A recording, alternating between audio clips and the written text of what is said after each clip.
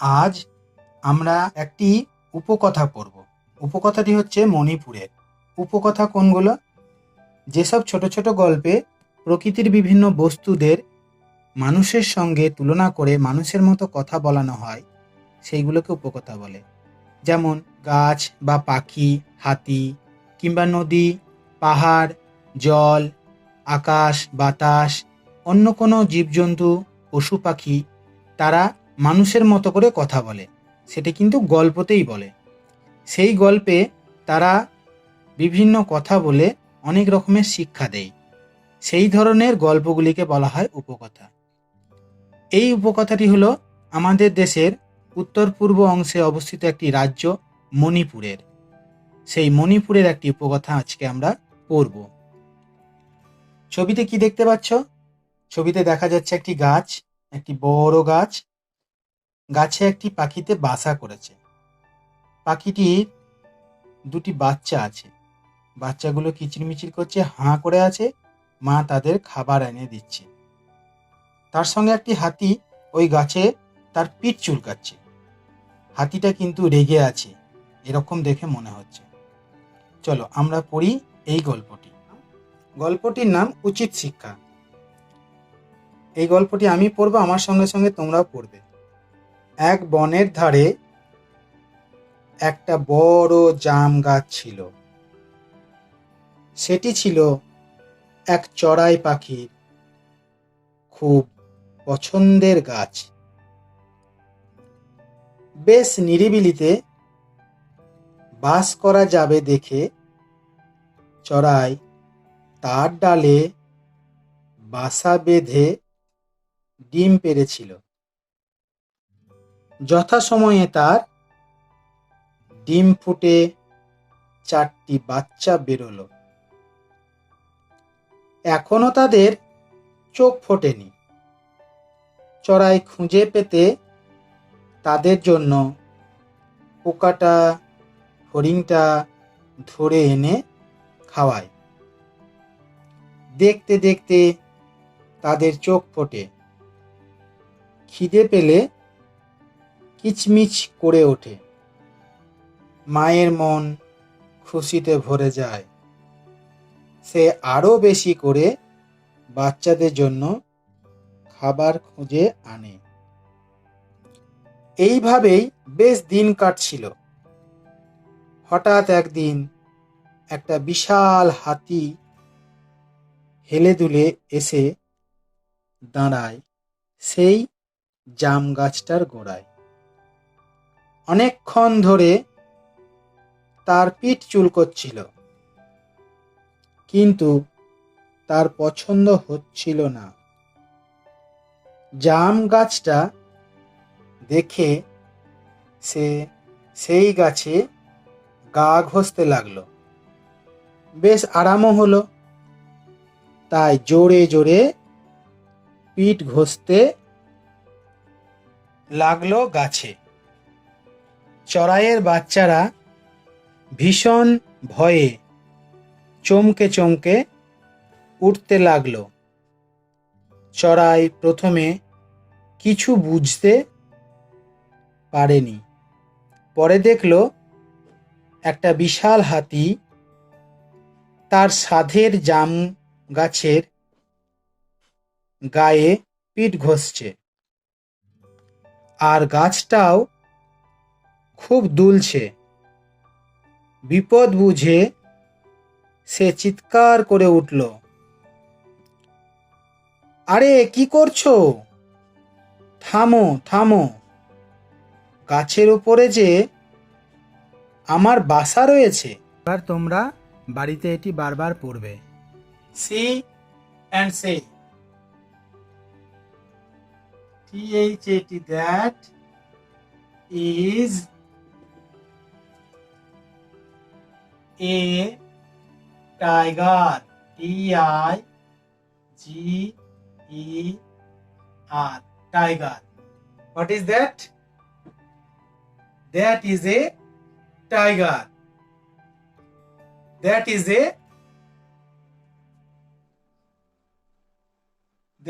a lion, LION.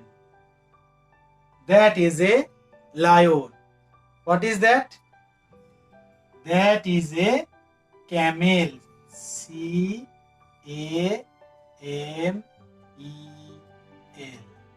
Camel. That is a camel.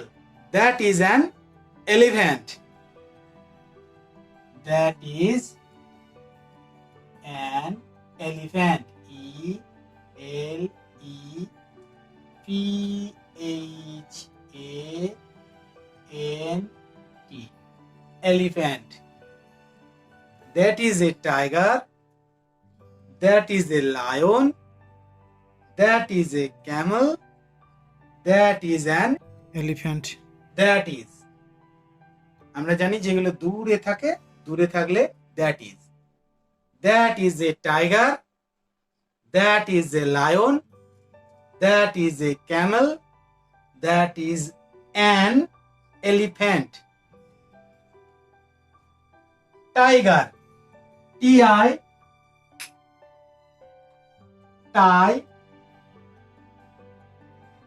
G-R. Gar. Tiger. T-I. G-E-R. Gar. Tiger. That is lion. L-I. O-N. On. Lion. Camel. C-A. A-M-E-L. Male. Camel. C-A-M-E-L. Male. Camel. That is an elephant. A-L-E.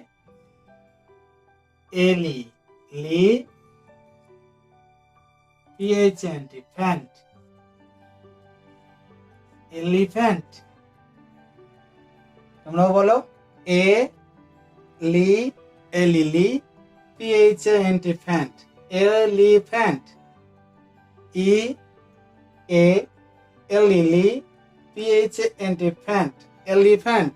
তোমরা বলো elephant. Elephant. আমার সঙ্গে সঙ্গে বলো T-I G-E-R. Gar. Tiger. T-I G-E-R. Gar. Tiger. T-I G-E-R. Gar. Tiger. L-I O-N. On. Lion. L-I O-N. On. Lion. একসঙ্গে বলবো lion. আস্তে আস্তে বললে বলবো lion. একসঙ্গে বলবো lion. C-A-M-E-L. Mel. Camel. C-A-M-E-L. Mel. Camel. E-A-L-L-E-P-H-A-N-T. Elephant. Elephant. E-A-L-L-E-P-H-A-N-T. Phant. Elephant. Elephant. টাইগারের গায়ে যে দাগগুলো থাকে এই দাগগুলোকে বলে স্ট্রাইপ। কি বলে? স্ট্রাইপ। S-T-R-I-P-E-S। স্ট্রাইপস। টাইগারের গায়ে যে দাগগুলো থাকে এই দাগগুলোকে বলে স্ট্রাইপস। S-T-R-I-P-E-S। স্ট্রাইপস। কি বলে এই দাগগুলোকে বলে স্ট্রাইপস। লায়ন। লায়নের এই যে চুল, লায়নের এই চুলগুলোকে বলে মেন। M-A-N-E। মেন। কি বলে? M-A-N-E। মেন। ক্যামেল। ক্যামেলের যে এইখানটায় ক্যামেলের কি থাকে জানো? এইখানটায় জল জমা থাকে, এটাকে বলে হাম্প। H-U-M-P। হাম্প। কি বলে? ক্যামেলের এই জায়গাটাকে, পিঠের এই জায়গাটাকে বলে হাম্প। এটা কি? এলিফ্যান্ট। এলিফ্যান্টের এইটাকে বলে কি জানো? Trunk. T R U N K, trunk. কি বলে? T R U N K, trunk. এলিফ্যান্টের এইটাকে বলে ট্রাঙ্ক। এখন আমরা 107 পাতায় যে বিয়োগগুলো আছে তার মধ্যে এখানে আমরা 3টি করব, আর 5টি থাকবে, সেই 5টি বাড়িতে আমরা খাতায় করব। এখানে আমি 10-এর অঙ্কটা করছি। 10-এ কত আছে? 9 10-এ 90। 90 থেকে কি করতে হবে? 2 10 5 25 বিয়োগ করতে হবে। এককের ঘরে কি আছে? এককের ঘরে আছে 0। 0 থেকে কত বিয়োগ করতে হবে? 5। 0 থেকে কি 5 বিয়োগ করা যায়? যায় না। তখন কি করতে হবে? দশকের কাছ থেকে এক ধার নিয়ে আসতে হবে। তাহলে দশকের কাছ থেকে যদি এক ধার নিই, দশকের ছিল 9, একটা নিলাম, তাহলে থাকবে কত দশকের কাছে? 8টা থাকবে। এই যে এক ধার নিয়ে এলাম, এক মানে কত? 1 দশক মানে একটা 10। আর এককের কত ছিল? এককের ছিল 0। তাহলে 10 আর 0-তে 10ই হয়। এককের কাছে কিছুই ছিল না, এখান থেকে একটা 10 ধার নিয়ে এসেছে। তাহলে এককের কাছে এখন কত থাকবে? এখন এককের কাছে 10 থাকবে। আর কিন্তু 0 থাকলো না, তাই আমরা 0 কেটে দিলাম। তাহলে 10 থেকে 5 বিয়োগ করলে কত হয়? 5। আর 8 থেকে 2 বিয়োগ করলে কত হবে? 8 থেকে 2 বাদ দিলে হবে 6। এবার আমরা 12-র অঙ্কটি করব। কত আছে? 7 10 3 73। 73 থেকে বিয়োগ করতে হবে 3 10 8 38।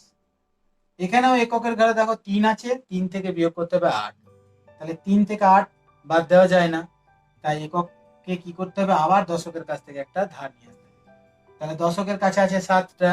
আমরা যদি একটা দশক নিয়ে নিই, তাহলে দশকের কাছে কটা থাকবে? 6টা থাকবে। তাহলে একটা 10 নিয়ে এলাম, আর কত ছিল? 3। 10 নিয়ে এসেছি, আর 3 আছে এককের। তাহলে 10টাতে আর 3টাতে কটা হবে এককের কাছে? এককের কাছে হবে 13টা। তাহলে এককের কাছে এখন আর 3 নয়, আছে কত? 1 10 3 13। 1 10 নিয়ে এসেছি, আর 3 আছে, 1 10 3 13। 13 থেকে 8 বাদ দিলে কত হয়? 5 হয়।